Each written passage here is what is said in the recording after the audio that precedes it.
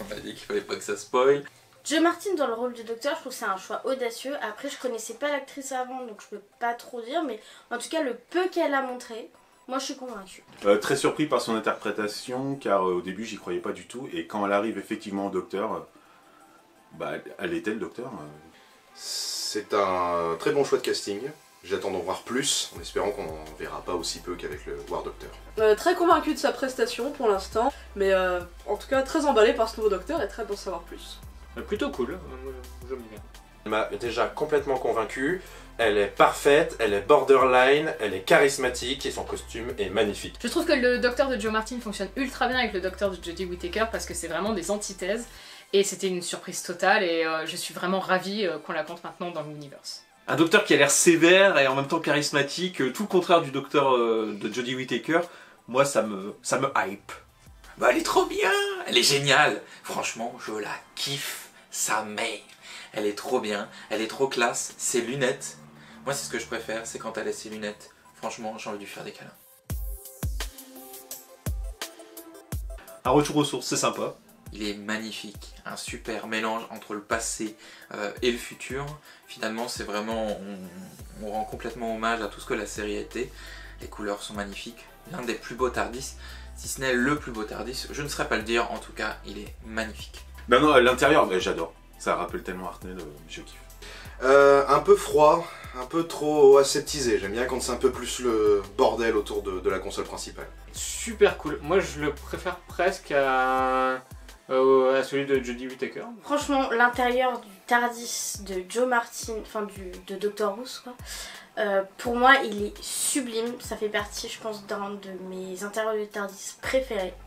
Et je trouve qu'ils ont vraiment bien réussi à donner cette vibe classique tout en étant quand même un peu plus moderne et l'éclairage est juste magnifique. Il allie avec perfection le côté old school des premiers TARDIS et la modernité actuelle, il est sublime. Ça fait toujours plaisir de retrouver des références aux classiques, donc forcément le TARDIS du Dr. Ruth, bah, franchement j'étais ravie de le voir, et puis il brille dans tous les sens, il est beau, il est lumineux. Alors j'aime beaucoup le design, j'aime bien le côté un petit peu à l'ancienne et tout, mais ça soulève encore plus de questions en fait, parce que tout porte à croire que c'est un docteur pré-William Hartnell, mais du coup pourquoi elle aurait un TARDIS en forme de cabine de police, du coup ouais ça m'embrouille, ça m'énerve. Comme ça. Très bien, en fait, elle est largement meilleure à mes yeux que la saison 11, et elle est peut-être même en phase de dépasser pour moi la saison 10. C'est une très bonne saison qui est une bonne suite de la saison 11. Donc saison 12, oui je valide. On passe à la vitesse supérieure, une belle continuité avec la saison 11, avec une dose d'adrénaline en plus, et des révélations à chaque coin de rue. Et ben ça tombe bien, il y a un mini TARDIS Story qui est sorti où on vous donne nos avis justement sur la première moitié de la saison 12. La saison 12 honnêtement c'est un peu... la saison 11 vous a préparé tranquillement à ce qui allait se passer et maintenant ça pète dans tous les sens, c'est génial. Non, moi j'aime beaucoup. Les épisodes un peu stand-alone pêchent un petit peu, mais l'arc est génial. La première saison de Tom Baker, c'est une saison très qualitative que je vous conseille pour démarrer les classiques. Seguna Kinola, c'est le renouveau de la musique dans Doctor Who. On passe d'un Murray Gold qui était génial mais qui faisait de la musique épique, à une musique plus discrète mais qui se marie parfaitement au style de Chris Chibnall et à ses révélations surprenantes. Plus atmosphérique que Marigold, mais moi j'aime bien. Il arrive vraiment à modifier ses thèmes et ses musiques en fonction du thème de l'épisode et c'est toujours un vrai plaisir. Pour le moment je les trouve pas aussi marquantes que Muriel. Moi ce que j'aime dans la musique c'est quand je ne l'entends pas, et je pense qu'avec Seguna Akinola, j'entends pas trop sa musique et donc c'est qu'elle passe bien. Et bien il y en a plein qui râlaient du départ de Murray Gold et puis finalement je trouve que Seguna Kinola fait un travail exceptionnel sur la série. Moi j'adore, on a des ambiances intimistes, des thèmes magnifiques. Moi perso, Seguna Kinola, t'es au-dessus de Murray Gold pour moi.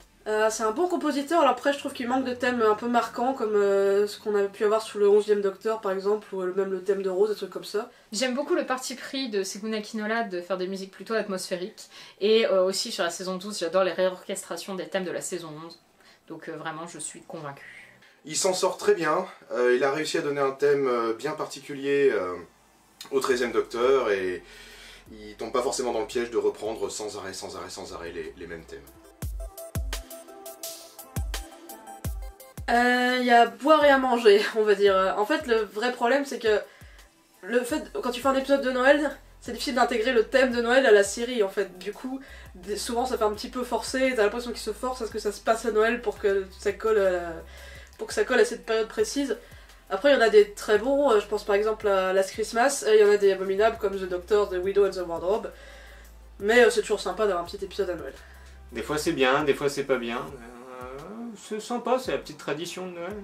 Bah, les épisodes de Noël, c'était bien au début, mais à la longue, ils savaient plus quoi faire, c'était devenu nul. Finalement, les gens se sont plaints qu'il n'y ait plus d'épisodes de Noël, mais les épisodes du Nouvel An sont, du coup, une espèce de mini-renouveau très sympathique qui change de ces derniers épisodes de Noël où le seul détail, c'était un sapin dans un coin dans un appartement. Bah, ça me manque pas trop en fait. Si on a un épisode du Nouvel An comme on a eu avec Résolution, moi ça me va très très bien. Les épisodes de Noël, il y en a des biens, mais globalement j'ai toujours des a priori sur les épisodes de Noël parce que très souvent je les trouve trop gnangnang et assez décevants, ou alors au contraire en faisant beaucoup trop. Mais bon, ça reste un moment plutôt sympathique, mais ça me manque pas qu'il y en ait plus. C'était une bonne idée sur le papier, mais globalement c'est soit très niais, soit on ne comprend pas vraiment le rapport avec Noël. Franchement, c'est une bonne chose qu'il n'y en ait plus. Les épisodes de Noël, je pense qu'ils ont fait le tour, donc c'est une bonne idée d'être passé à des épisodes de Nouvel An. Mais sinon, j'en garde un bon souvenir. Je suis pas un grand fan des épisodes de Noël, je pense que les meilleurs sont les derniers où ça avait vraiment plus de rapport avec Noël.